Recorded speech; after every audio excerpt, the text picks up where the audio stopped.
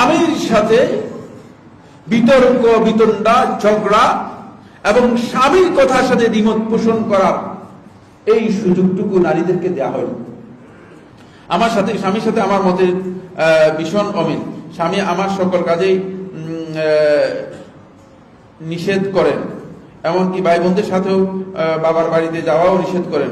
এমন অবস্থা আমি মানসিকভাবে ভীষণ বিপর্যস্ত। এক্ষেত্রে আমার করণীয় না, এটাকে গুরুত্ব দেবেন না। স্বামী যেটা বলে সেটা শুনেন, স্বামী যেটা বলে সেটা শুনেন। নিজের জিভটাকে আস্তে করে, যেমন কাপড় খুললে মানুষ কাপড় খুলে ফেলে দেয়, এভাবে জিভটাকে খুলে ফেলে দেন গায়ের থেকে। স্বামী যেভাবে বলে সেভাবে শুনেন, কারণ আপনার দুনিয়ার চেয়ে জান্নাতের দরকার বেশি, দুনিয়া থেকে জান্নাতের দরকার বেশি। মা বাপ আত্মীয় স্বজন যারা আছে তাদের সাথে সৌজন্যতা বজায় রাখুন, কিন্তু স্বামী যেভাবে বলে সেভাবে করুন। যদি কোনো হারাম কাজের নির্দেশ না দেয় দ্বিমত পোষণ করবেন না, এই সুযোগ নারীদেরকে দেওয়া হয়।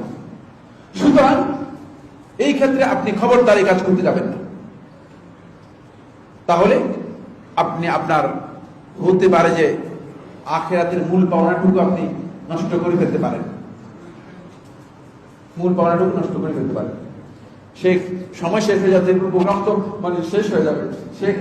শেখ মোহাম্মদ নাসিরুদ্দিন আলবানী রহমতুল্লাহর কাছে এক ভদ্র মহিলা আসলেন, এসে প্রশ্ন করলেন, বলছে শেখ আমি আগে অনেক নফল ইবাদত ফরজ ইবাদত করতাম, ভালো নেক আমল করতাম, কিন্তু এখন আমি এগুলোতে মজা পাই না, ইবাদত করতে পারি না। ইবাদত করতে গেলে আমার অশান্তি লাগে, ভালো লাগে না। তখন শেখ রাহিমাহুল্লাহ তাআলা বললেন, তোমার স্বামীর সাথে তোমার সম্পর্ক কেমন?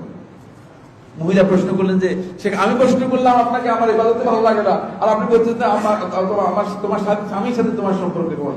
বলছে তোমার স্বামীর সম্পর্কের সাথে তোমার ইবাদতের সম্পর্ক রয়ে গিয়েছে। বুঝাতে পারলাম কিনা? বুঝাতে পারলাম কিনা? স্বামীর আনুগত্যের সাথে, স্বামীর সম্পর্কের সাথে ইবাদতের সম্পর্ক রয়ে গিয়েছে। ইবাদত সম্পর্ক খেয়াল রাখবেন। আপনি আল্লাহর কাছে বেশি বেশি করে দোয়া করেন। আর স্বামী যে যৌতুক নিয়েছে বা যা কিছু নিয়েছে, আল্লাহ তাআলা তাকে এর জন্য হিদায়াত দান করুন, এবং এটি তার জন্য কোনো সন্দেহ নেই হারাম কাজ হয়েছে।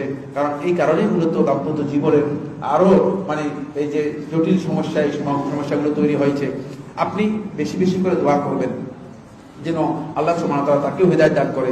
আল্লাহ রাব্বুল আলামিন আমাদের সবাইকে কবুল করুন।